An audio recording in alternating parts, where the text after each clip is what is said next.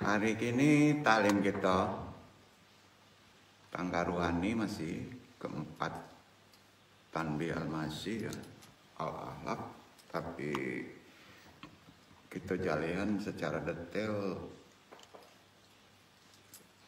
bab al-ahya, bab 4 kalau nggak salah. Artinya malu.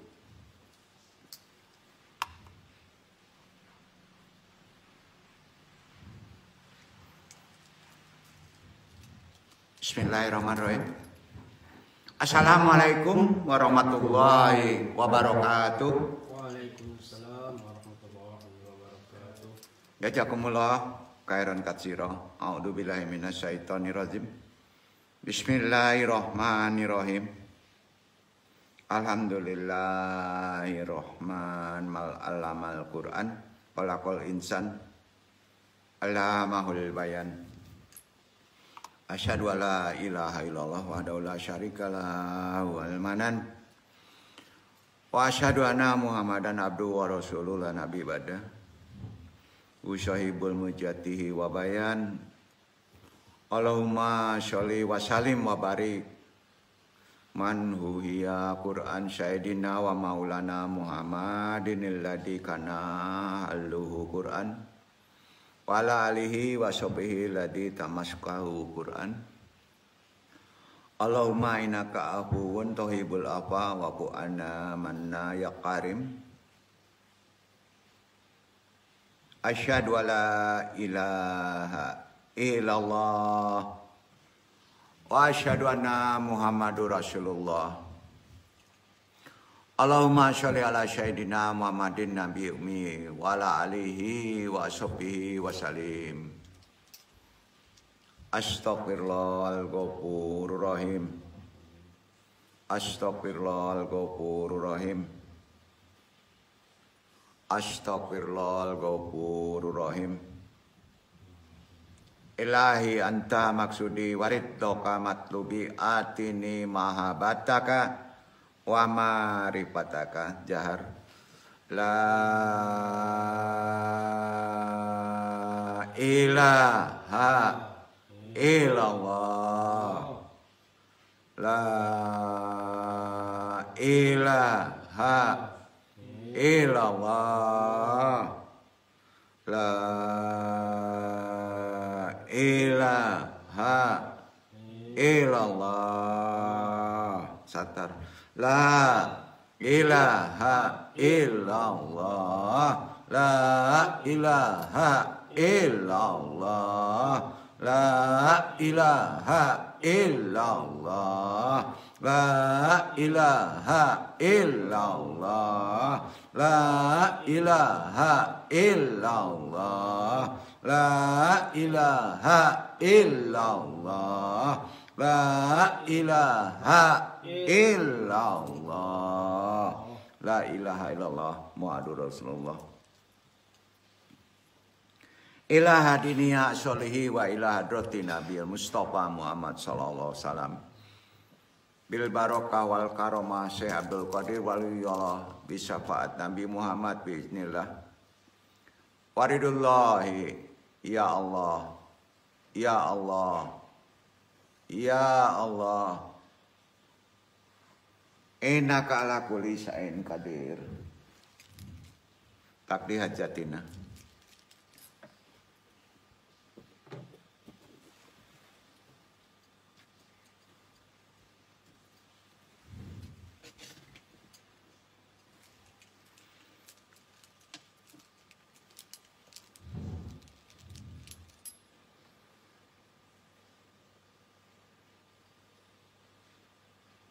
Wa khususon arwah.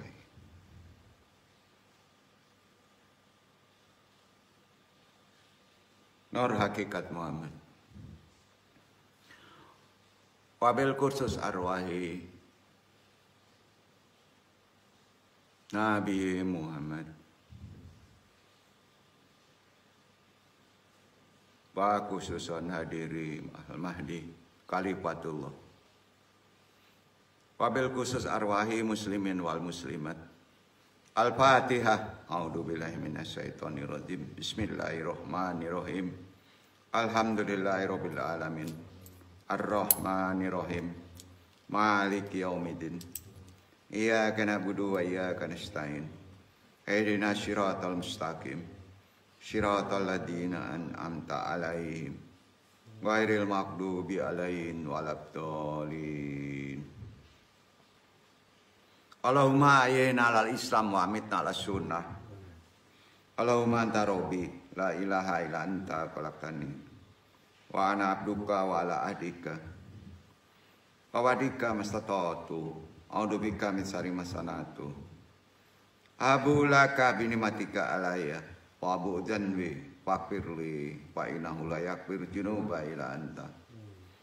Allahumma ya qadiyal hajat, Allahumma ya kafi al-muhimmat, Allahumma ya dafi al-baliyat, Allahumma ya rafi udarajat, Allahumma ya syafi al-amrad, Allahumma ya mujibah da'wat, Allahumma ya arhamar rahimin, Allahumma inna nas'aluka selamatan fidin, wa afiatan fil jasadi, wa jadatan fil ilmi, wa barokatan fil rizki, wa taubatan qabla al-maut, wa rahmatan indal maut.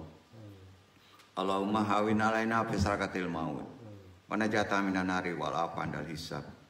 La haula wala quwata illa billahil alil azim. Alhamdulillahirabbil alamin.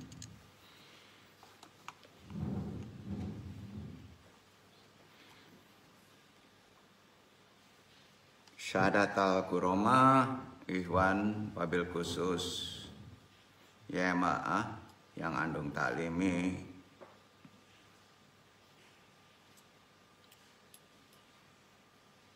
pakhususon tentunya dek kaji kota kaji ulama-ulama nan kita mintakan doanya guru-guru lamu kita nan mendahului kita khususon dilarui al-mukarram sohibil wafatajul arifin abana suralaya yo para wakil talkinnya. Wabil khusus pula Syekh Burhanuddin Tuan Kuulakan, indak lupa jajaran guru-gurunya diantaranya Syekh Abdul Rauf Al-Sinkili. Al-Fatihah. A'udzubillahi minasyaitonirrajim. Bismillahirrahmanirrahim. Alhamdulillahirabbil alamin. Ar-Rahmanirrahim. Maliki yaumiddin. Iyyaka na'budu wa iyyaka nasta'in. Ihdinas siratal mustaqim. Siratal ladzina an'amta 'alaihim. Ghairil maghdubi 'alaihim waladdallin. Rabbi syari sadri wa yassir amri wa qul datam lisani yafqahu qawli. Ya Allah, mudah-mudahan pentalim dan yang ditalimi dimudahkan segala urusannya, dilancarkan segala ikhtiarnya. Dan yang penting ya Allah, mudah-mudahan Allah meridhoi taklim hari ini. Wajali wajiro min ahli. Rabbana taibanana baina qaumina baihaqi anta qaitul fatikin. Langsung saja kita ke taklim. Terkait bab akhlak bab keempat dari kitab Tanbih Al-Masyi, kalau tidak salah Al-Ahya ini bab 5 ya? 5. Ya, bab 5 ya. Bab 4 itu kelompok induknya ya Al-Akhlak. Al-Ahya itu artinya malu. Kita bahas Al-Haya itu pada makomat al-akhlak terletak pada jenjang pintu ketiga. Jenjang pintunya ya, artinya malu. Malu kepada Allah adalah karena mati dalam keadaan membawa dosa, itu kepatanglah dibahas. Dan yang dimaksud dengan menemui Allah di sini adalah tentunya meninggal dunia. Jadi dalam bab makomat al-haya ini di kelompok 5 pada al-akhlak, Andung coba jelaskan dulu penerapan dasarnya dari hadis ya. Balikhu ani walau ayat. Tahu itu semuanya.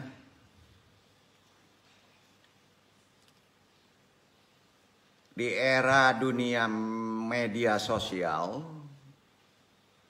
seperti sekarang ini ramai di dunia medsos, banyak orang mengutip kan, menukil, terutama tokoh-tokoh agama atau ahlul pikir, bahkan dari Al-Quran atau hadis, itu dibolehkan, sekalipun hanya sepotong-sepotong. Tapi kalau tidak tahu dasar ilmunya, hati-hati untuk para ulama yang mengambil, yang menukil Quran, walaupun dari orang juga, itu agak bahaya nantinya. Sekalipun untuk kebaikan, misalnya nasihat, kalau tidak ada ilmunya tetap akan menjadi masalah. Khususnya orang-orang yang mengerti, nanti kita sering disepelekan. Ya. Bahayanya begini, ini dalam sisi lahir pola berpikir dulu ya, bukan dalam rohani. Walaupun itu Al-Quran. Di Al-Quran kalau wakafnya berhenti, ya, kan ada di sini hadis baligu ani walau ayat, ya. Sampaikan walaupun satu ayat kan gitu ya. Hati-hati, ini sering dianggap nukil potong-potong ayat. Ya. Di Quran ini ada wakaf ya. Ya, berhenti, salah. Ya. Itu kalau salah menjadi bahaya. Bisa salah makna kan? Semua tahu itu kan? Nah, ini sering orang yang awam atau bahkan orang yang mengerti sering dianggap lalu aja ini. Ya. Nah, misalnya begini, ada orang tanda wakaf di depan. Orang yang paham bahasa Arab, contohnya innallaha la yastahzi misalnya ya. Terus wakaf berhenti, terjemahannya kan bagaimana nih? Allah tidak punya rasa malu. Kan itu kan? Kan nggak boleh berhenti di situ. Ya. Arti innallaha la yastahzi itu Allah tidak punya rasa malu.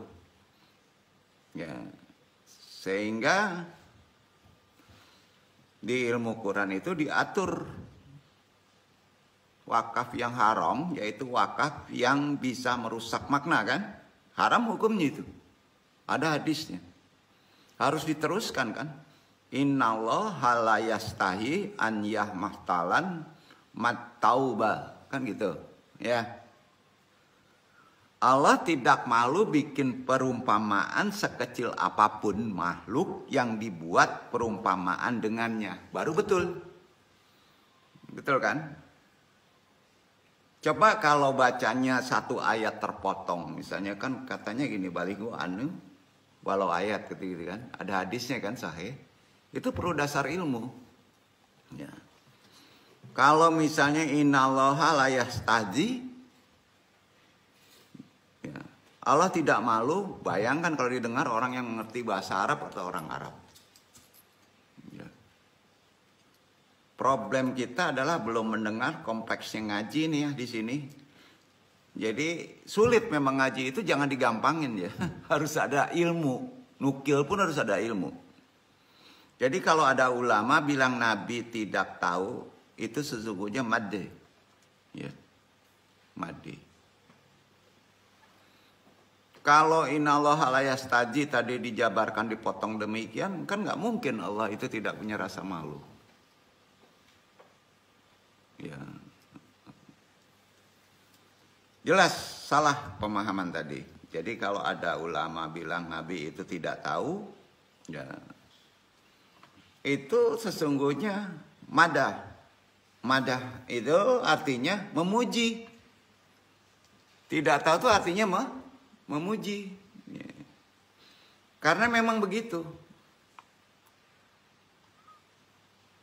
Kan maknanya Allah bilang ma kunta tadri mal kitabu walal iman. Muhammad, kamu tidak tahu apa-apa.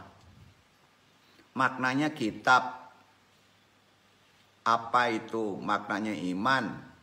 Tapi tidak tahu kan? Ini untuk Nabi merupakan kelebihan. Bahkan suatu kemuliaan. Jangan malu. Hal ini karena kalau Nabi tahu, ya, berarti ilmunya sebagian diserap dari kitab Taurat atau Injil yang lebih dulu. Kira-kira gitu. atau pengalaman hidup atau falsafat dari pengalaman hidup dia. Dan dari yang macam-macam lah. Makanya dulu orang kafir kalau mengkritik kepada Nabi begini, kalau nggak cerdas gitu ya. Walaqad na'lamu annahum yaquluna innama yu'alimuha bashar. Muhammad pintar itu karena pernah belajar. Itu orang-orang dulu ngeritik gitu, orang Yahudi itu. Ya. Berarti Quran itu dari pikiran dia kan, gitu kan. Nah, jadi kalau Nabi Muhammad itu tidak pandai baca tulis itu mulia, madah, dimuliakan. Jadi kalau kita sembarang nukil ya, tidak jujur ya, tidak penuh, tidak ada ilmu, itu bahaya. Rohani kita jadi nggak ada hikmah nanti. Kira-kira paham yang Adung sampaikan ya? Ini sengaja Adung sampaikan agak berat ya, karena yang duduk ini paham. Kalau yang awam mau gak bingung nanti sampaikan gitu ya. Ya. Jadi terus Allah menjawabnya gini kan, Muhammadun lam yata'lam abadan fil waqa faqad ikrohalada, ya kan? Muhammad itu tidak pernah belajar, bahkan baca saja tidak kan? Ya. Jadi kalau Nabi dikatakan tidak bisa baca, tidak tahu itu madah, pujian. Nah ini bisa diambil hikmahnya oleh kita. Jadi nggak mutlak kita. Ada orang yang nggak belajar Quran bisa belajar Quran loh. Kalau Allah berkehendak jadi pujian. Nah hati-hati. Jadi gini maksudnya. Kita cerdas secara ikhtiari. Belajar itu boleh, tapi kita harus jujur. Jangan dipaksakan kita mengungkapkan, apalagi kalau berhadapan dengan Quran. Jadi mufasir itu sebetulnya nukil, tidak mengandalkan ijtihadi. Ya, ijtihad itu lama-lama jadi mufasirun itu kalau dia melihat terkait dengan kultur, adab, tradisi setempat. Dia ngelihat di situ, maka dia menggunakan hadis. Kalau tidak menggunakan hadis, dia tidak berani menyebut itu ijtihad. Jumhur lama. Tuh. Nah orang sekarang kan sembarangan aja, main petik aja kan. Ini bikin bodoh kita nanti, nggak kebaca Quran. Itu maksudnya. Maka ada amalan, timbulkan rasa al-haya. Ya. Al-haya dalam konteks ruhani adalah sampai ke situ pemahamannya. Malunya bukan malu dalam pengertian luar. Malu menukil, mentelaah Quran secara pikiran kita. Duduk ya. Nah, jadi ada kejujuran di situ. Jadi makanya setelah ini biasanya sidik, makomatnya naiknya. Ya itu. Paham ya sampai sini ya. Nah. Jadi gini, kita jujur aja gitu ya. Kalau baca Quran jangan dipenggal. Sampaikan walaupun hanya satu ayat. Jadi sebaiknya kalau kita jadi ulama menasehati, putusin aja. Satu ayat itu putusin, jangan dipenggal. Itu nasihat Ando. Karena di situ kita berhadapan dengan, kalau dipenggal kita ada masuk yang disebut waswisu wisudurinas loh, nafsu pribadi ya.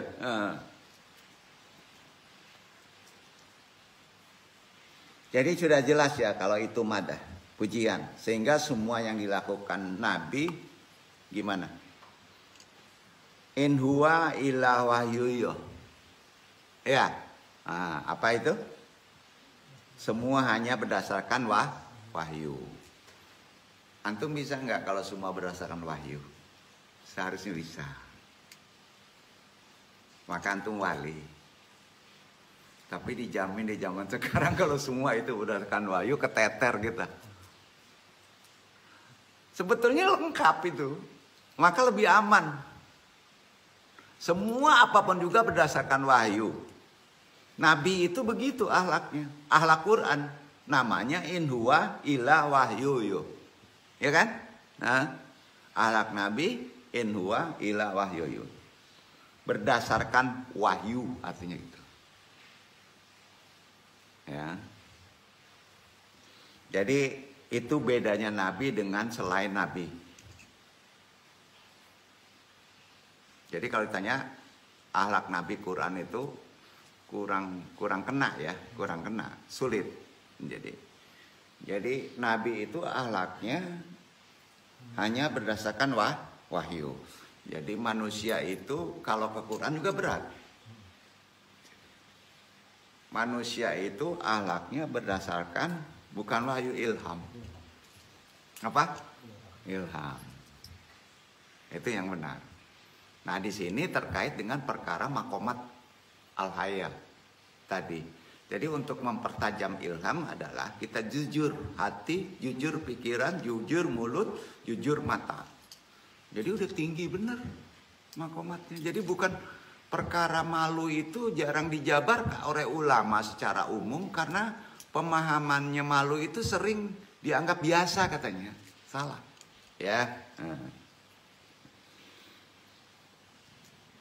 Nabi itu nggak pernah baca, nggak bawa teks. Ya. Yang duduk aja masih pakai teks kan? Iya kan? Karena nggak mungkin pakai ilham kan? Ilham kan sering melenceng. Iya kan? Nah. Jadi Nabi itu nggak boleh baca. Memang nggak boleh. Hukumnya gitu. Jadi kalau antum ketemu Nabi dakwah itu nggak boleh baca. Jadi apa yang diucapkan wahyu. Sanggup nggak antum misalnya apa yang disampaikan itu ilham? Nunggu. Kan sering kita menyampaikan. Itu coba dilatih pelan-pelan. Ilham tidak akan timbul respon di diri kalau kita belum sampai ke maqamat malu. Sama ya? Itu kuncinya. Jadi kita jangan sama dengan Nabi ya. Jangan. Beda. Jadi Nabi itu memang nggak boleh baca. Karena tadi pasti ini jadi ilmu tandingan. Ya. Betul kan? Wah ini nggak enak orang-orang filsafat. Ya. Nah, ya kan gitu kan. Nah ini ada pengertian dengan nafi kan. Ada ya. Tapi nafinya nafi berilmu. Paham ya? Khususnya para profesor paham ya.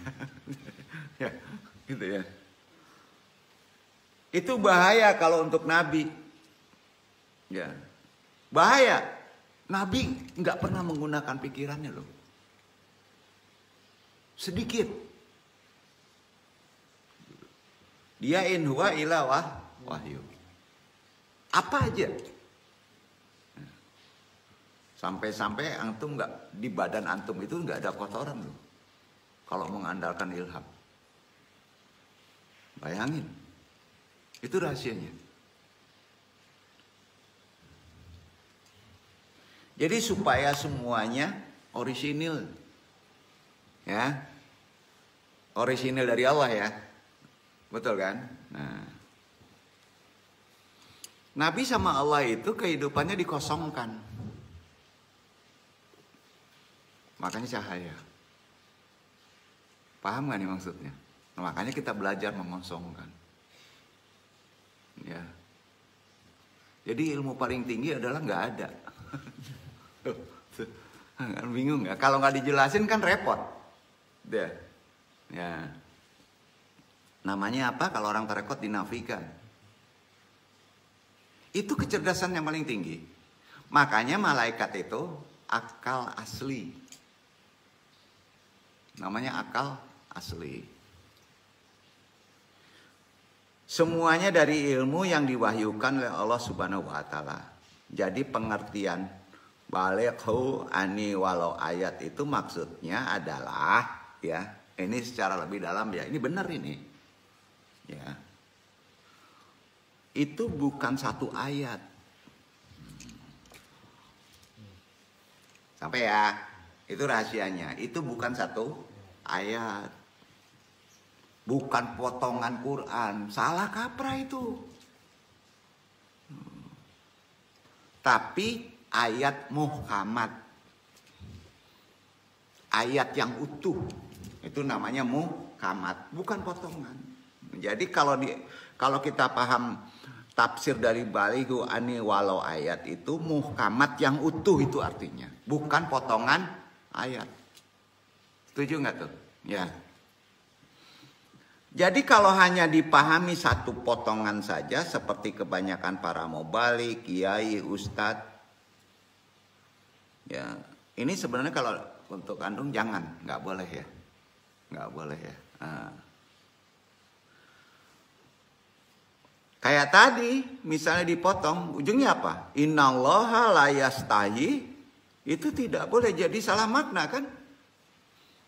Iya kan? Allah nggak punya malu, ya dosa lah pemahaman demikian kan? Ya. Tapi dalam hal malu kita harus menjauhi ya sifat jujur ini. Nah ini agak unik kendung ngaji ini. Malu itu berdekatan dengan kejujuran loh. Ya. Tapi harus ditinggalkan sifat jujur ini. Yuk. Yang satu ini harus ditinggalkan ya. Supaya jangan berefek malunya. Kita sering salah memahami konteks malu itu. Al-haya itu. Sebab walaupun Allah Ta'ala menganjurkan kita selalu berbuat jujur.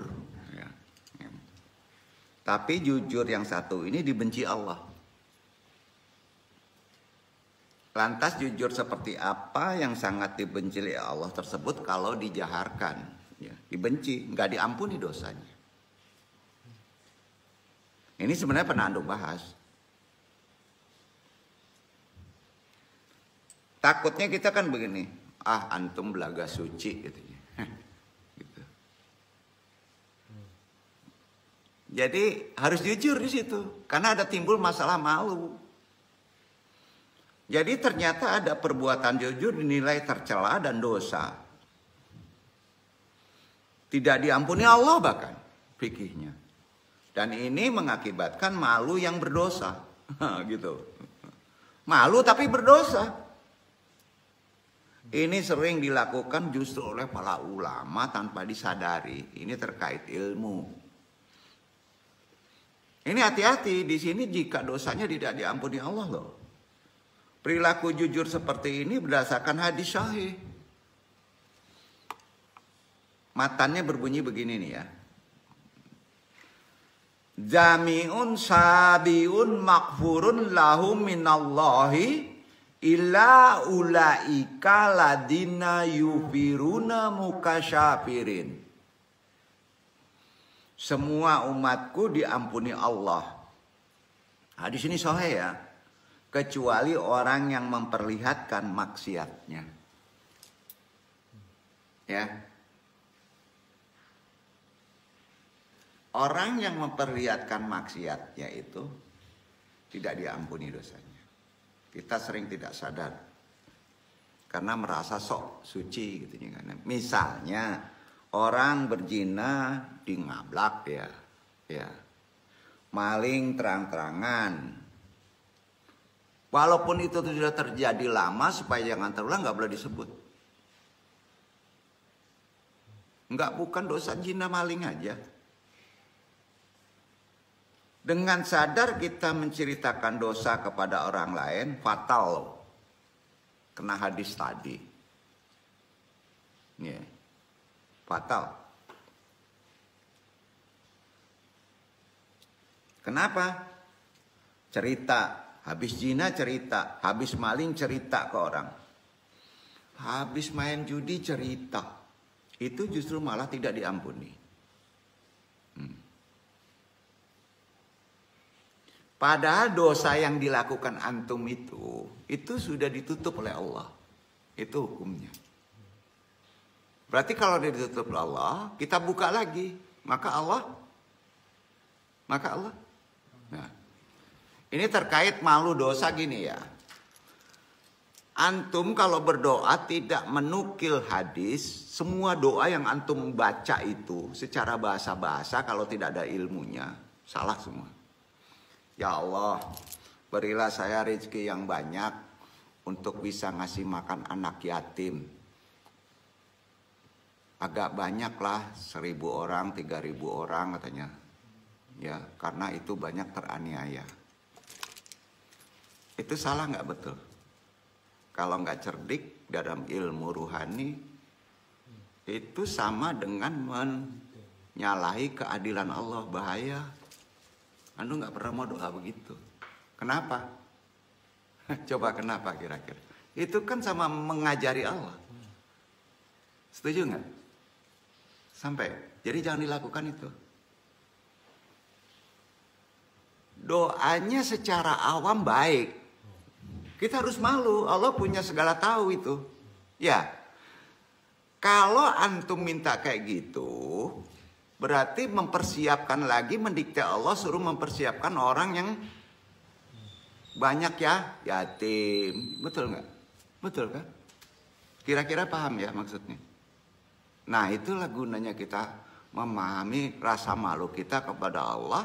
Kita nggak boleh berdoa itu sembarangan apa kecerdasan kita.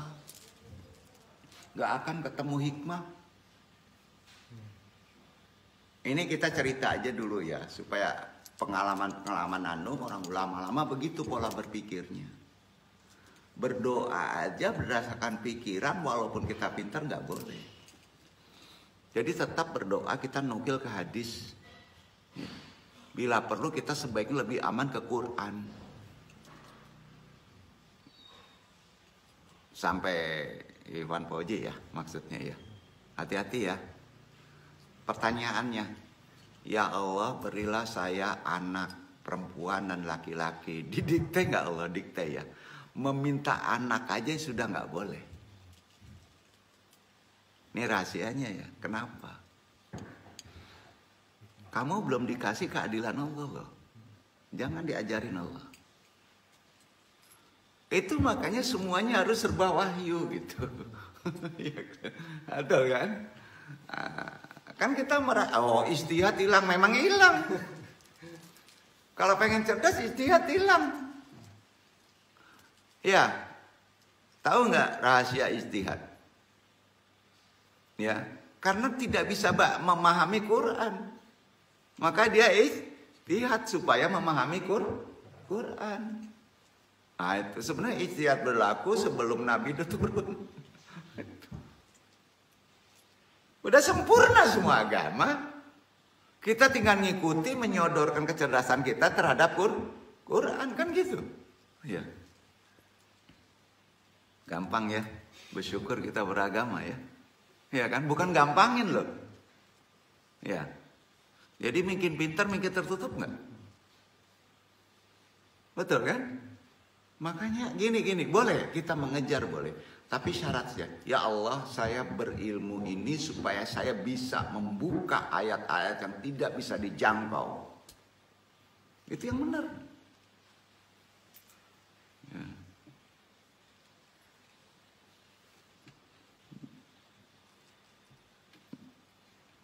Jadi udah jelas ya. Nah, kembali lagi ke tadi. Jadi dosa yang terang-terangan itu disampaikan walaupun itu sepele itu nggak diampuni karena Allah itu kita kan nggak tahu Pak. Yang duduk ini dosanya udah ditutup banyak di belakang loh. Nggak boleh dibuka. Maka antum itu membuka tabir yang sudah ditutup sama Allah itu ada di hadis. Betul-betul dilarang. Di Quran pun dijelaskan itu. Sedikit pun juga nggak boleh. Ya, saya kemarin ini maafin ya, misalnya ke mertua, saya menganiaya anak bapak istri saya, nggak boleh, nggak boleh ngomong itu. Antum dilihatkan mulia oleh mertua setelah kita maaf dengan istri, itu nggak boleh dibuka, duduk nggak? Itu tidak diampuni justru terbuka kayak gitu. Dan itu ada di hadis, ada di Quran. Apalagi orang dengan bangga cerita kehebatan dia waktu jadi preman. Wah bahaya itu. Dia akan sulit terhindar dari riba loh. Percayalah. Nah. Jadi dalam hal maksiat memang dilarang jujur. Gitu. Setuju nggak? Iya kan? Bayangkan jika anak dan cucunya mendengar cerita maksiat, maka setiap kali si anak atau cucunya mau berzina, maka dia bilang, halah bapak juga dulu begitu, ayo. Artinya apa? Si anak buat syariat baru. Betul kan? Si anak itu sudah buat syariat baru mengikuti bapaknya. Itu maksudnya. Padahal yang tidak boleh disyariatkan itu sudah ditutup sama Allah. Paham maksudnya ya? Sebaiknya tidak usah cerita, memang nggak boleh. Karena kita kan sering kena dengan belaga sok suci, ya. Nah, ini. Itu gunanya taklim.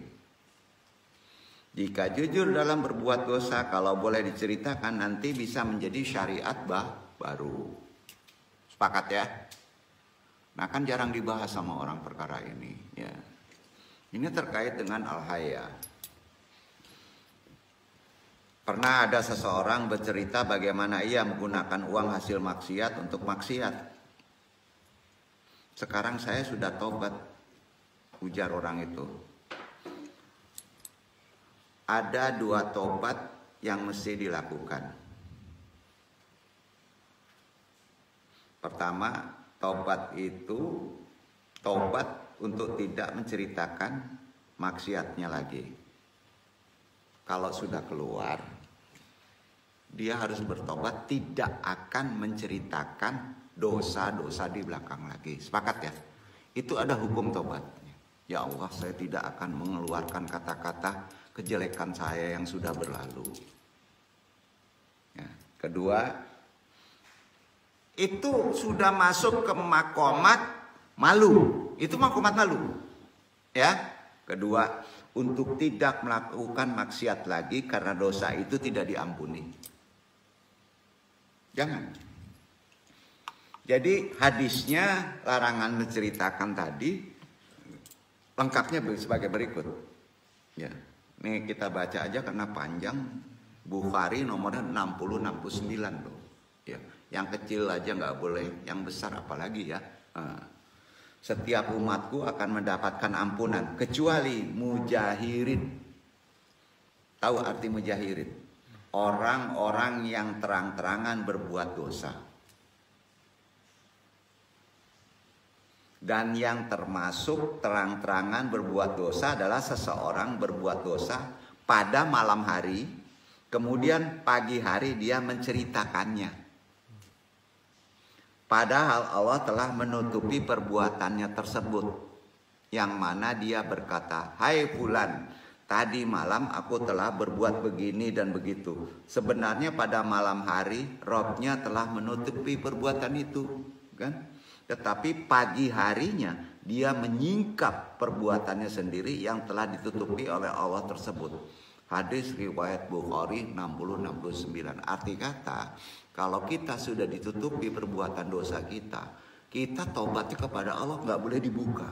Kalau dibuka, artinya antum sudah mengecilkan Allah dengan rasa rahmatnya untuk menutupi dosa. Itu makanya Allah nggak ngampuni.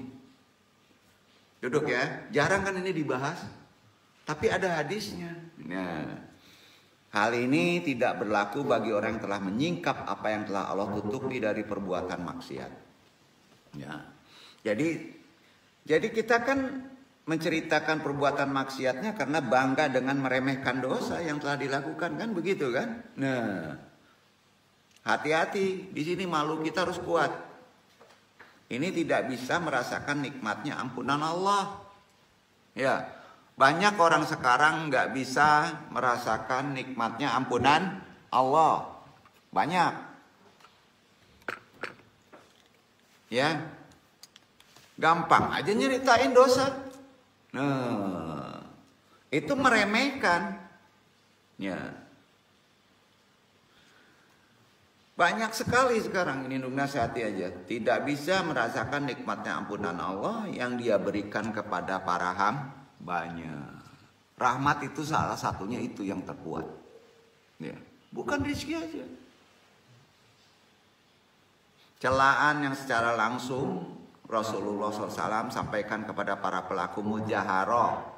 Mujaharoh orang yang mudah menceritakan dosanya. Itu mujaharoh. Ya.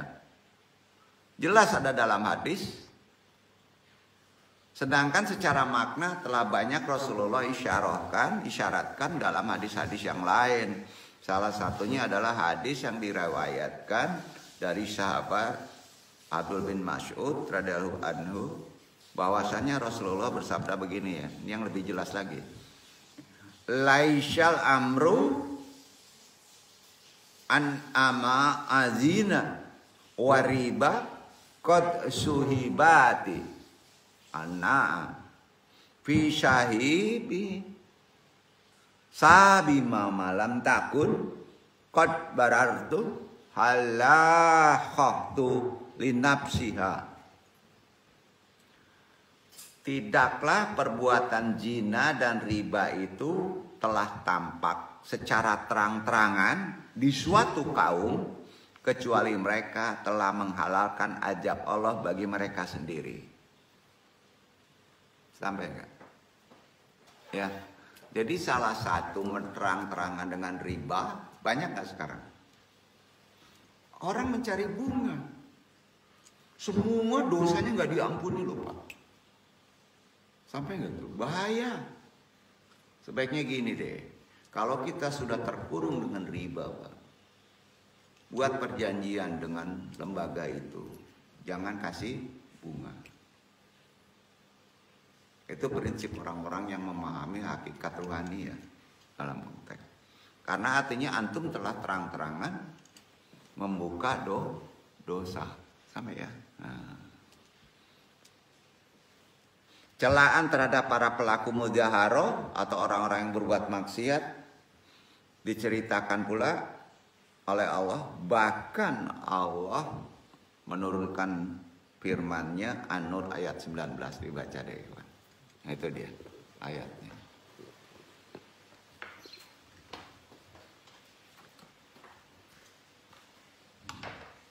A'udzu billahi minasy syaithanir rajim.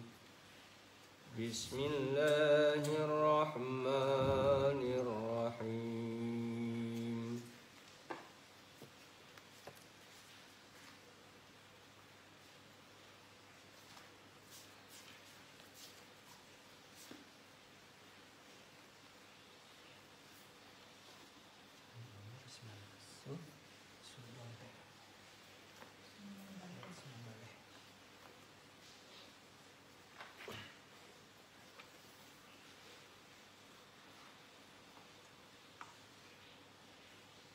Innal ladzina yuhibbuna an tashi'al fahishatu fil ladzina amanu lahum adzabun alim.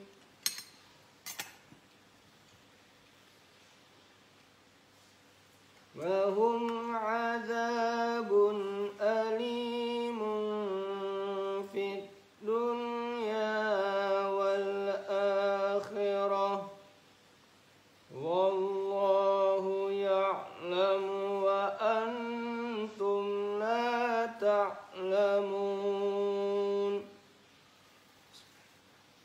Sesungguhnya orang-orang yang ingin agar berita perbuatan yang amat keji itu tersiar di kalangan orang-orang yang beriman, bagi mereka azab yang pedih di dunia dan di akhirat.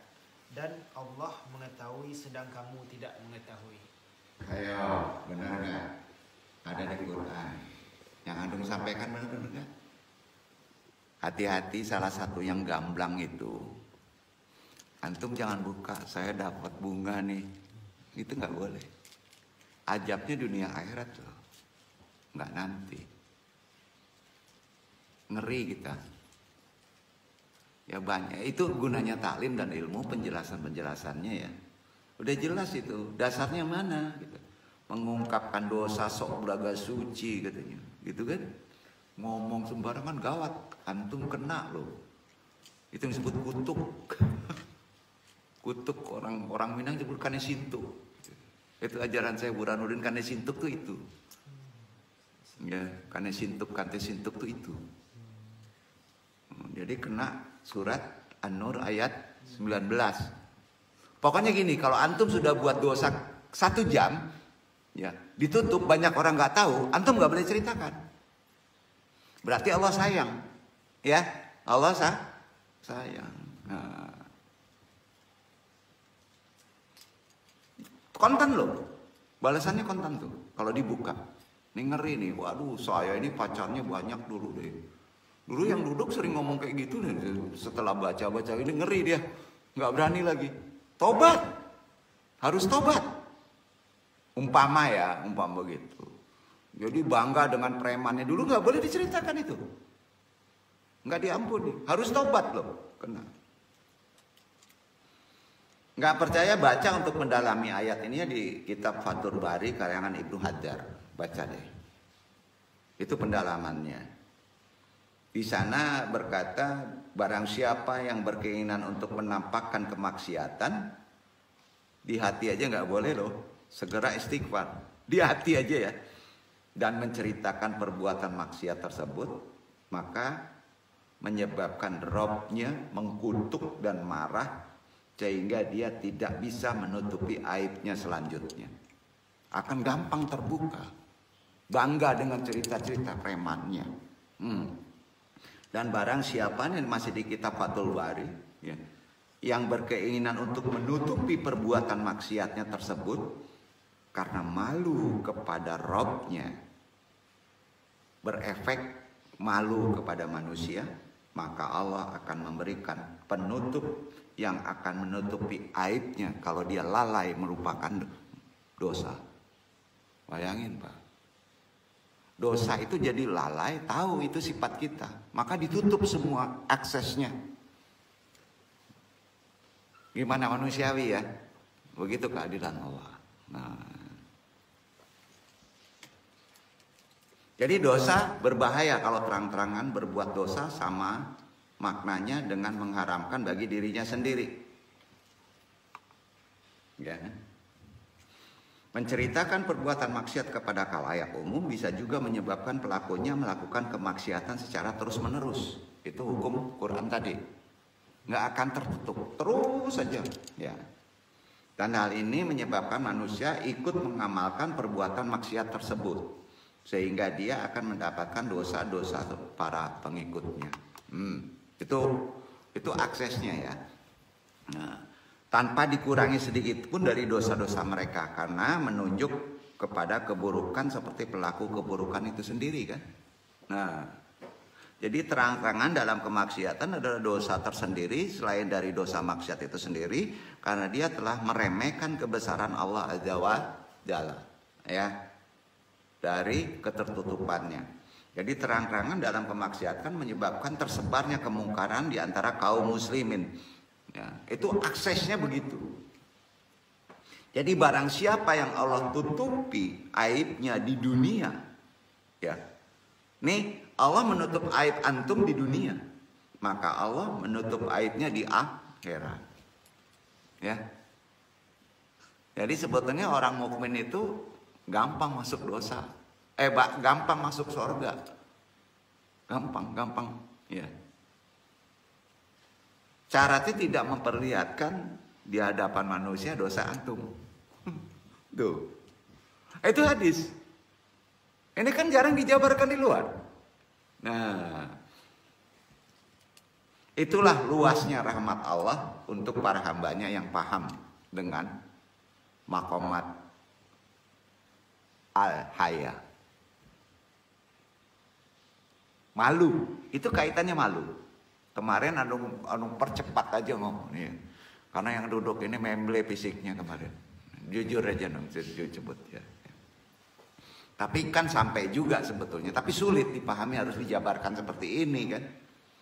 Makna harfiah dari malu itu apa? Belum nanti sidik. Sidik itu terkait Nabi Khidir. Nabi Musa, Nabi Muhammad. Naik ke ini, ke Sidik. Ya, itu kejujuran Musa, kejujuran Nabi Khidir boleh diikuti. Jangan ke Nabi Muhammad. Nabi Muhammad itu udah musman. Udah musman. Ya.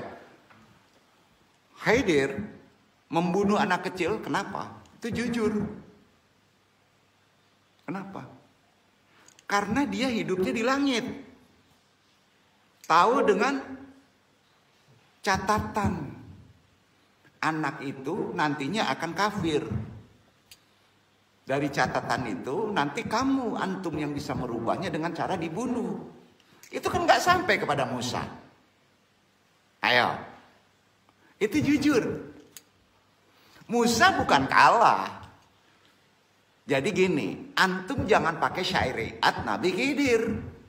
Karena antum belum sampai di langit. Duduk nggak? Jangan. Jadi kalau antum pakai syariat Khidir harus ada dasar ilmunya, harus ada petunjuknya. Tanda-tanda Khidir itu gimana sih? Pas kita ketemu Khidir, di mana tempatnya ketemu Khidir? Hutan belantara, bohong itu. Khidir itu Bahrain. Mainnya di pantai. Kalau ketemu di pantai umpamanya ya ada orang, assalamualaikum nggak dijawab. Khidir pun bingung, lucu itu. Karena Khidir bingung, kok ada orang bisa masuk ke wilayah saya ya, gitu. Ah, ya kan susah tuh. Itu terjadi di ayat-ayat Musa. Itu besok membahas. Jadi kalau ingin ketemu Khidir ada amalannya. Harus tahu tandanya, gimana karakternya, ya. Masuk syariatnya gimana. Ayo. Nah ini kalau ke awam dijabarkan repot juga andung nih. Dan itu semua Quran. Kenapa membunuh anak itu? Berarti Khidir tahu catatan. Betul kan? Ya. Jadi makanya Musa itu akhirnya ngomongnya gimana? Syariatmu wahai Khidir, syariat saya saya.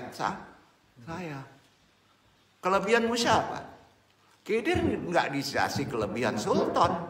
Mainnya di laut tapi nggak bisa belah laut. Musa? Nah, jadi bukan kalah. Syariatnya begitu. Duduk ya. Kita lanjut dulu ke sini, itu ada kaitannya tadi kejujuran dengan malu tadi. Nah, kalau hamba sudah timbul makomat haya, nah, pas Anda menggabungkan antara haya dan jujur, antum sudah mempunyai karomah. Itu kuncinya, antum sudah mempunyai karomah. Nah, karomah itu bukan diikhtiarikan tapi diilmui. Tahu ya? Diilmui, dipahami. Maka karomah itu begini, yang namanya karomah ya. Dudukan. Karomah ditempatkan pada kultur zamannya. Syariat zamannya, syariat Muhammad nggak bisa karomahnya disamakan dengan syariat Musa. Antum ketemu tongkat Nabi Musa, itu bisa dipakai pada syariat Musa. Waktu Musa digetok itu pantai Purus nggak akan belah, bro. Betul kan? Iya kan? Kira-kira gitu. Syariat kita, karomah kita, ini di dunia komunikasi. Nanti ngebahas. Insya Allah ngebahas. Di dunia komunikasi. Ya. Kita lanjut dulu. Jadi jelas ketutupan tadi rahmat Allah yang paling tinggi ya. Naikkan makomat malu kita. Ada hadis dari Ibnu Mas'ud, Rasulullah SAW bersabda, karena hal ini andung agak mendudukkan makomat malu tadi, haya tadi, tidak menggunakan apa? Tidak menggunakan pikiran. Ya. Menjadi dosen enak deh. Betul. Enak. Repotnya kalau udah terlalu ini repot nerangin ini kalau udah terlalu pakai ijtihad tinggi ya. Bukan nggak boleh belajar nih ya, bukan. Ya. Malulah kalian pada Allah dengan sebenar-benarnya. Para sahabat berkata, wahai Nabiullah, kami sudah memiliki rasa malu.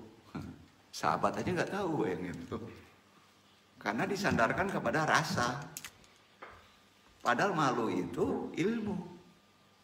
Ilmu. Nabi bersabda lagi, bukan malu itu yang kumaksud. Ini hadisnya sahih. Akan tetapi barang siapa yang benar-benar malu kepada Allah, maka niscaya dia akan menjaga kepala dari sesuatu yang dikandungnya. Kepala antum tuh dijaga dari sesuatu yang dikandungnya. Yang dikandung kepala apa tuh? Pola berpikirnya. Itu dia. Dan menjaga perut beserta yang ditampungnya. Itu malunya. Dalam loh. Keinginan perut apa tuh? Makan enak. Ya. Sampai kenyang. Nah, jangan. Ya. Nah. Dia pasti akan selalu teringat pada kematian dan kebinasaan. Ya. Barang siapa menginginkan akhirat, maka ia akan meninggalkan gemerlap kehidupan dunia. Ia akan lebih memilih kehidupan akhirat. Barang siapa yang melakukan itu semua, berarti antum sudah berderajat malu kepada Allah dengan sebenar-benarnya al-haya. Berat nih, ya, berat loh. Termasuk mata. Yang terkandung dari kepala itu apa? Mulut, mata, hidung, telinga. Kemarin udah dijabarkan. Ada hadisnya tuh satu-satu itu. Mata, tundukkan. Mendengarkan ayat-ayat Quran. Yang sulit dihambat lidah. Lidah ini sulit. Sering lepas. Maka bahaya malu itu letaknya rambu-rambunya di lidah. Lidah. Karena lidah itu sulit. Kalau tidak berilmu, ngablak. Nah itu dia. Itu ada di hadis juga. Jadi berdasarkan hadis tadi, syarat yang harus kita penuhi jika ingin punya maqamat malu, derajat malu, pada tahapan akhlak ini, Allah Subhanahu wa Ta'ala, ya, malu kepada Allah khususnya. Pertama, ya, menjaga kepala dari sesuatu yang dikandungnya. Apa saja yang ada di kepala, jaga. Ya. Mulai dari mata, mulut, telinga, otak, dan hidung nggak perlu dijabarin ya. Kemarin udah dibahas. Kalau antum merasa malu kepada Allah, jaga kepala, termasuk yang ada di kandungnya. Mata, hidung, mulut, telinga. Ya. Udah itu jelas, gunakan kedua bola mata ini untuk hal-hal positif kemarin. Antaranya membaca Al-Quran, kalau di mulut, hadis, kitab ulama. Gunakan itu untuk membaca buku, membaca alam. Kan itu ya, membaca alam. Mata dari apa yang diharamkan. Nah, jangan jadikan ia sebagai sumber bencana, tapi jadikan sebagai sumber keberkahan. Hindari caci maki, cemooh, sumpah serapah, itu wilayah syariat. Buatlah mulut kita basah dengan zikrullah dan sholawat. Sholawat, zikrullah, sholawat. Karena mulut itu susah kuncinya. Jadi mulut itu adalah salah satu musuh terberat dari maqamat haya. Karena banyak orang celaka dari kata, kalimat yang keluar dari mulutnya. Mulutmu harimau kan? Ya, betul kan? Kula jurhal liyadihi mumkinun makhalaya fatta jurahil lisan. Ya. Semua luka mungkin bisa disembuhkan kecuali oleh luka yang ditimbulkan sayatan lisan manusia kan? Nah, ya. Karena jika benar-benar malu pada Allah, maka tinggalkan semua maksiat yang dikandung dari kepala. Di antara yang paling pokok adalah lisan. Selain itu, sakit akibat tergelincirnya lisan sulit untuk disembuhkan. Bahkan bisa saja sampai dibawa mati loh. Telinga, mendengar kalam ilahi, ceramah ulama, hindarkan dari mendengar perkara maksiat. Otak, gunakan ia untuk kebaikan. Fungsikan, memikirkan nasib orang lain. Jadikan sebagai sumber kemaslahatan umat. Ya. Menjaga perut dan sekitarnya. Jangan sampai kita isi dengan perkara yang jelas halal haramnya. Ketiga, memperbanyak ingat mati. Keempat, mendengarkan mengedepankan urusan akhirat daripada urusan dunia. Ya, jadi jelas sholat semua itu kan perkara akhirat sholat itu ya. Jadi kalau disandingkan dengan kerja, kita kerja itu untuk supaya bisa sholat. Bukan nanti sholat itu sambilan dari kerja, bukan begitu. Maka bolehlah kita mengaku malu kepada Allah. Itu amalannya. Jika hal tersebut masih kita abaikan, maka ya jelas doa antum sulit diijabah. Nunggu rahmat Allah aja. Ya, kalau sudah kebanyak rahmat Allah bisa hilang loh. Haya itu kalau malu sudah tidak, rahmat Allah hilang. Karena musuh rahmat Allah adalah al-haya. Tidak adanya malu di umat. Ya.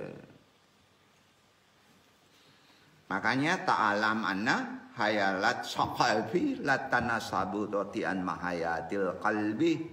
Kullama kana qalbu aksyaro hayawiyah. Kullama kana arwu asyaro kamalam. Ketahuilah bahwa rasa malu seorang berbanding lurus dengan kehidupan hatinya. Hidup nggak hati kita, kan ada hati mati, ya. Nah, semakin hidup hatinya, semakin sempurna pula rasa malunya. Jadi yang namanya hakikat malu, hakikatnya ya, nih, malu itu akhlak yang mendorong untuk melakukan semua perbuatan baik yang sifatnya hasanah dan meninggalkan yang buruk. Karenanya malu merupakan sifat pribadi terpuji. Ia adalah kepala seluruh akhlak yang mulia. Ya, kepala. Ia juga hiasan iman, syiar Islam. Ini tercantum di hadis. Fil waqah kulladinillahu akhlak wa ahlakul islamiyat. Sesungguhnya setiap agama memiliki akhlak. Akhlak Islam adalah rasa malu. Jadi rasa malu merupakan bukti adanya kebaikan, petunjuk, keselamatan, pelindung dari celaan. Nah, al-imanur malabisyuhah hurafiyah wadzabahari fuhahar. Iman itu telanjang bro. Pakaiannya takwa, hiasannya rasa malu. Hadis itu. Dalam ungkapan lain juga dikatakan, man yartadi an arul lan yaro akrauna bila syakihinari. Barang siapa yang berpakaian malu, niscaya orang lain tidak akan melihat aibnya. Tuh, karena ditutup Allah, jadi malu itu tutupan dari aib. Ini udah dibahas 500 tahun loh bro. Sekarang jarang orang ngomong kayak gitu. Ya. Karena sifat malu memiliki istimewa. Islam memerintahkan, memotivasi untuk memiliki akhlak ini. Islam bahkan menjadikannya sebagai salah satu cabang iman kan. Malu itu kan. Bahkan menjadikan sebagai salah satu cabang iman. Karena dalam hadis Rasulullah kan bersabda, hadhal imanul lahu aktara min syaba'in fara'an al-farora rishi uyuhu makula la ilaha illallah wa ahqaluha huwa ijaratullah suwaki minal suwaram wallaruhu ahada furuhu al-iman. Iman itu memiliki lebih dari 70 cabang. Cabang yang paling utama adalah la ilaha illallah. Dan yang paling rendah adalah menyingkirkan duri dari jalanan. Dan rasa malu adalah salah satu cabang keimanan. Nah, kita sering jarang ngebahasnya gitu ya. Dalam hadis lain juga disebutkan al-aru wal imanu mandariman ida tamal kodo wa ala ahadihima wasyof yaudiha akhar. Rasa malu dan iman selalu bersama. Apabila salah satunya dihilangkan, maka yang lainnya ikut hilang.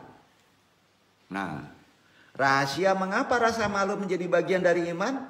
Karena keduanya faktor pendorong pendekat kepada kebaikan sekaligus penghalau dan penjauh dari keburukan. Jadi benarlah ungkapan yang mengatakan yalaha minal katiri minal amali syai'a la syai'a ayyama naumi minal qayyumi bijalika bakhali fil ard. Betapa banyak perbuatan buruk tidak ada yang mencegahku melakukannya selain rasa malu. Antum mau berbuat buruk, kalau tinggi rasa malu antum tidak jadi berbuat buruk. Iya kan? Nah, jadi bukan karena ulama. Naikkan aja antum tidak sulit berbuat buruk gitu. Jika antum melihat ada manusia yang berani melakukan dosa, mudah berkata keji, mudah berkata kotor, KDRT, apa masalahnya? Kita sudah tahu bahwa di antara sebab utamanya adalah tidak bermakomat al-haya. Itu aja.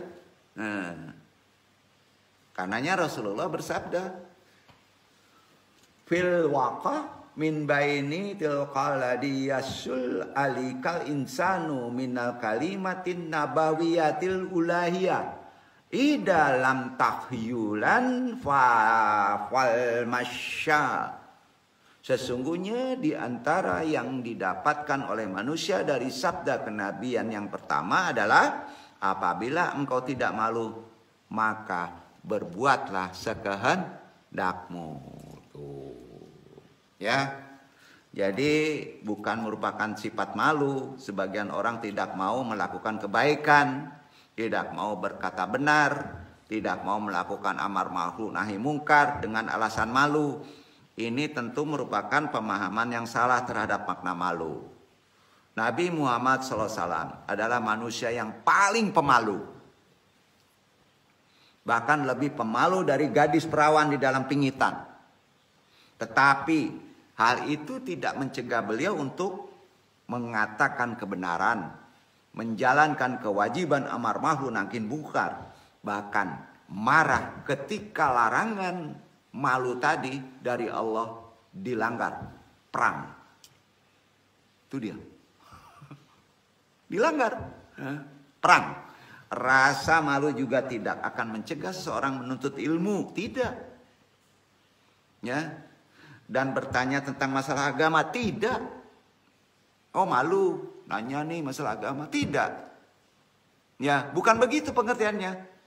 Ini terjadi sebagaimana Ummu Sulaiman al-Ansyariyah, semoga Allah meridhoinya ya, bertanya kepada Rasulullah, ya Rasulullah, hakon lahu la yahjuru minal haq.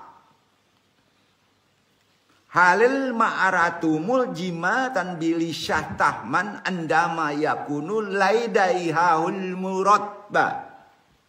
Wahai Rasulullah, sesungguhnya Allah tidak malu kepada kebenaran. Apakah wanita wajib mandi apabila ia mimpi basah? Kan perempuan jarang nanya itu. Kan jarang. Berarti dia punya rasa malu. Makanya dia bertanya. Jadi sering salah makna orang pengertian malu itu. Rasa malu tidak mencegah untuk bertanya. Tidak. Bukan itu, salah itu. Justru dia mencegah untuk bertanya, bukan malu itu. Jahlun namanya. Apa? Jahlun. Nah, jadi rasa malu tidak menghalangi Rasulullah SAW untuk menjelaskan. Oh, ini ulama. Nggak boleh ngomong gitu. Nggak boleh, harus dijelaskan. Disitulah ilmu. Beliau menjawab, Naam idaro alma. Itu jawabannya. Hadis ini sahih. Asyail manui. Ya, jika ia melihat air mani. Itu jawaban Nabi. Ya. Jadi ulama membagi malu menjadi makomat derajat, diantaranya satu, makomat derajatnya al-haya ya. Malu kepada Allah, malu kepada malaikat, malu kepada manusia, malu kepada diri sendiri. 4. Jadi makomat malu itu ada 4. Jarang dibahas. Pertama, malu kepada Allah. 2, malu kepada malaikat. 3, malu kepada manusia. 4, malu kepada diri sendiri. Kalau makomat malu ada, antum bisa berbicara komunikasi dengan malaikat yang ada menjaga antum. Itu ulama jumhur ngomong. Tentunya dengan bahasa yang antum pahami masing-masing secara individu. Jadi ada amalan. Jadi mereka itu, malaikat itu tidak mau berinteraksi menunggu perintah Allah karena antum tertutupi tidak adanya rasa malu. Tuh. Kita bahas sedikit lagi nih. Ya. Malu kepada Allah ketika tertanam di dalam jiwa seorang hamba bahwa Allah selalu melihat dan bersamanya dalam setiap waktu, maka ia akan malu jika dilihat Allah. Disinilah duduknya makomat ihsan. Ya, makomat ihsan, syariatnya itu malu kepada Allah, duduk makomat ihsan. Karena itu Allah berfirman di Al-Alaq, itu kata Allah loh, ayat 14. Alam ya'lam bi anallaha yara. Betul kan? Tidaklah ia mengetahui bahwa Allah selalu melihat. Betul kan? Jelasnya nih ya, untuk menaikkan malu kita kepada Allah. Ya. Allah berfirman di Qaf ayat 16, dibaca coba Iwan Pauji. Qaf 16. Itu malu ya di Qaf 16.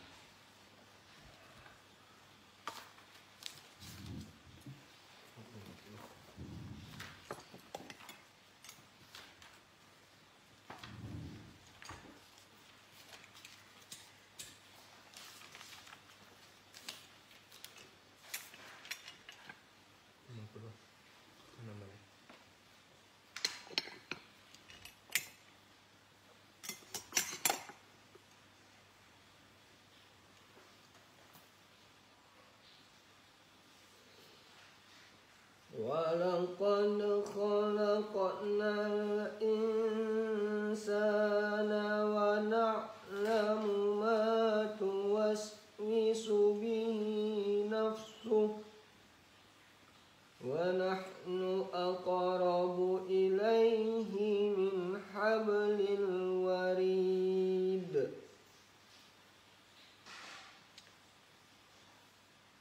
Dan sesungguhnya kami telah menciptakan manusia dan mengetahui apa yang dibisikkan oleh hatinya. Dan kami lebih dekat kepadanya daripada urat lehernya. Nih, kami telah menciptakan manusia dan mengetahui apa yang dibisikkan oleh nafsunya. Dan kami lebih dekat daripada urat lehernya. Itu kemana arahannya? Rasa malu. Allah dekat sekali dengan kita. Malu gak tuh? Itu maksudnya, bukan Allah nongkrong di sini. Betul kan? Itu ke asyifatun. Malulah begitu dekatnya Allah. Ya. Coba kalau antum berselera apa yang gerak? Jakun kan? Malu. Tuh. Duduk kan? Hati-hati tuh. Sering keluar aja nih. Nah, itu kemana larinya? Makomat Al-Haya, ayat tadi. Muka mati ke situ. Ya. Betapa Allah mengetahui, mengawasi yang dilakukan oleh para hambanya. Yakin ya? Demikian jelas. Sampai-sampai Nabi bersabda kepada sahabat. Sahabat nih. Al-wallah ma'ar hakiki. Malulah kalian kepada Allah dengan sebenar-benar rasa malu. Ngomong seperti itu. Jadi pahami malu itu bukan paham malu seperti kebanyakan kita. Ar-Allah ma'ar hakiki. Ya. Sahabat menjawab, ya Rasulullah, hakon ladaina bil far'a. Wahai Rasulullah, sesungguhnya kami sudah memiliki rasa malu. Rasulullah kemudian bersabda yang tadi, bukan itu maksudnya. Yang terkandung di kepala, yang terkandung di sini, itu maksudnya malu. Bukan malu kebanyakan. Berarti kita kalah sama sahabat, dia tahu karena ditunjukin Nabi rasa malu tadi. Kedua, malu kepada malaikat, kita bahas sedikit lagi ya. Malu kepada malaikat langsung sahabat. Sahabat udah tahu. Karena dikasih tahu hakikat malu tadi sama Nabi. Maka sahabat tahu. Nah, sampai sahabat itu umumnya rata-rata sahabat berkata begini. bitaki bimaka hunaka makhluk katulatan fasilu anka abadan summa tahzalu minhum watu karimuhum. Sesungguhnya bersama kalian ada makhluk-makhluk yang tidak pernah berpisah dengan kalian. Ngomong gitu sahabat, nggak diajarin. Sesungguhnya bersama kalian ada makhluk-makhluk yang tidak pernah berpisah dengan kalian. Bitaki bimaka hunaka makhluk katulatan fasilu anka abadan. Betul kan? Nah, ya. Suma takzalu munhum mawatu karimuhum. Maka malulah kalian kepada mereka dan hormatilah mereka. Tuh. Arahnya kemana? Malaikat. Nah. Ya, nggak percaya. Allah pun di sini mengingatkan di firman-Nya Al-Infitor 10, 11, 12. Coba baca itu pendek-pendek ayat Al-Infitor.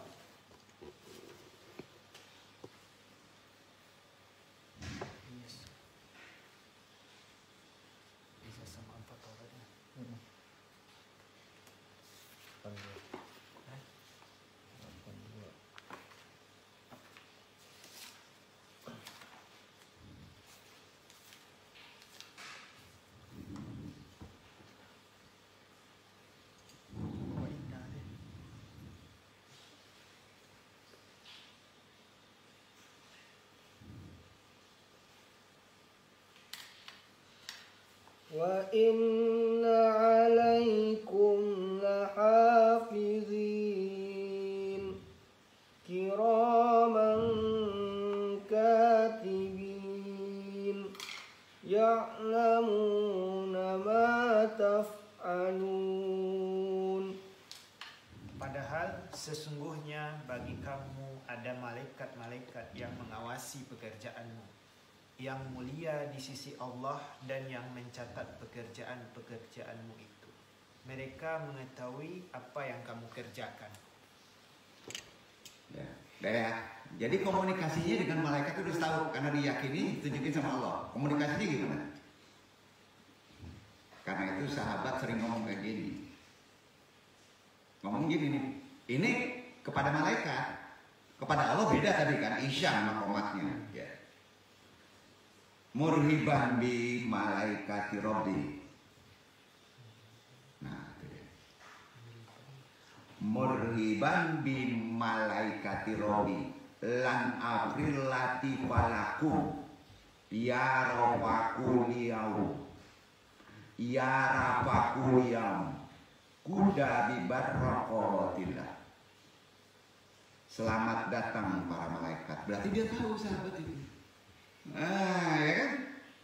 Robku, malaikat Robku, aku tidak akan mengosongkan kebaikan untuk kalian hari ini. Lan afril latifalakum ya rafakuliyau. Ya, tidak dikosongkan kebaikan kepada antum hari ini, kepada malaikat. Ambillah dengan berkah Allah. Apa kiriman kita? Kemudian berzikirlah nama Allah untuk malaikat. Karena kesukaan makanan malaikat adalah zikir asma Allah. Duduk. Jadi itu makanan bergizinya itu. Jadi kalau dia merahmati menjaga kita, ya jawab murhiban bi malaikati, kemudian zikir dengan asma Allah. Ada zikirnya. Insya Allah nanti di sidik ya, insya Allah. Zikirnya ada. Pokoknya ada katibinnya lah. Gitu ya. Gitu. Itu harus dijawab. Dan itu kalau nggak terasa jangan dijawab. Jangan dijawab. Harus ada amalan dong, harus dibuktiin ya. Orang lama dulu 500 tahun bisa membuktiin kok. Ayo. Nah sekarang kita bahas ketiga, malu kepada manusia. Dalam riwayat disebutkan bahwa Hudzaifah ibnu Yaman berkata begini, la yujadu khairun fin nasil ladilain nasi ladaihim arun fil basor. Tidak ada kebaikan pada orang yang tidak mempunyai rasa malu pada manusia. Kalau nggak ada malu, ngomong itu nggak ada kebaikan, nggak usah didengerin. Walaupun dia ulama, ya. Karenanya jadilah mujahid kalau sudah bertemu kayak gitu. Bukan perangi, ya. Idalam yasulul muslimun ala syai'in min ajis wa ana arimala azi yamani min nartaqobal maksarat fahada ya kabila. Kalaulah seorang muslim tidak mendapatkan apa-apa dari saudaranya selain bahwa rasa malunya kepada sang saudara mencegah ia melakukan maksiat, maka itu telah cukup baginya. Karena itu Nabi SAW menjadikan rasa malu sebagai penentu hukum standar perbuatan seseorang. Dengan perkataannya, ini sabda, mala tuhibu an yaroh hula harun annatila taf'alu dalika andamatakun fahida finnas. Apa yang kau tidak suka dilihat oleh orang lain, janganlah engkau melakukannya ketika sendirian. Ini dalam banget nih. Keempat kita bahas. Nanti lebih khusus malu kepada manusia bukan dalam sisi perbuatan lahirnya. Kita sudah bisa membaca karakter dalamnya. Dia tidak punya malu. Itu baca niat nanti. Keempat, malu kepada diri sendiri. Nah ini penting. Barang siapa yang malu kepada orang lain tetapi tidak malu kepada diri sendiri, berarti dirinya lebih rendah dalam pandangan sendiri. Pandangan sendiri daripada pandangan orang lain. Ketika ingin melakukan perbuatan buruk, seharusnya seseorang membayangkan bahwa dirinya adalah sosok manusia yang sedang melihat perbuatannya. Sepakat? Ya. Rasa malu ini mestinya diaplikasikan dalam sikap Iffah. Iffah itu pandai menjaga kehormatan di diri. Iffah. Piawai menjaga perilaku dalam kesendirian. Kemudian niat batin bersih. Jika seseorang memandang dirinya mulia, ia pasti akan jauh lebih malu kepada dirinya daripada kepada orang lain.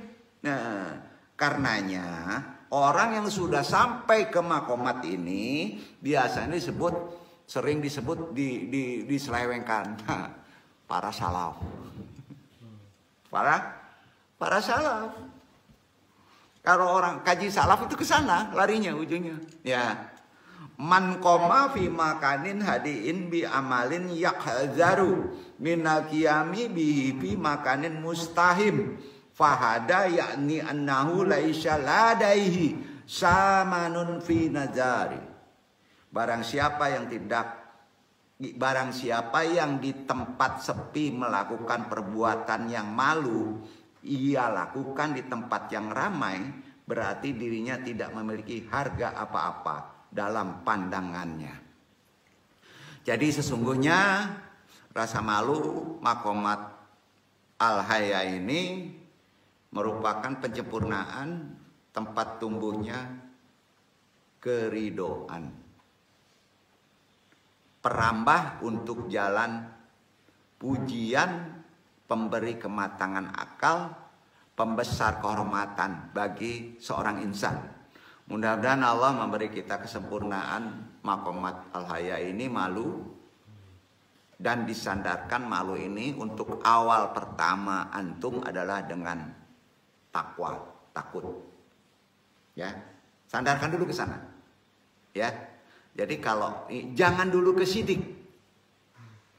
Malu jangan ke sidik, tapi malu sandarkan dulu pertama amalannya adalah dengan takwa. Paham ya? Derajatnya gitu, karena berat nanti kalau ke sidik. Ya, pasti berat. Besok anu bahas. Ya, kenapa demikian? Ya. Jadi sandarkan dulu awal pertama untuk amalan kita al-haya itu dengan takwa atau rasa takut kepada Allah serta menutup semua amal kita dengan husnul khotimah. Amin amin ya rabbal alamin. Mudah-mudahan bermanfaat. Pak Irlu Andong. Wassalamualaikum warahmatullahi wabarakatuh.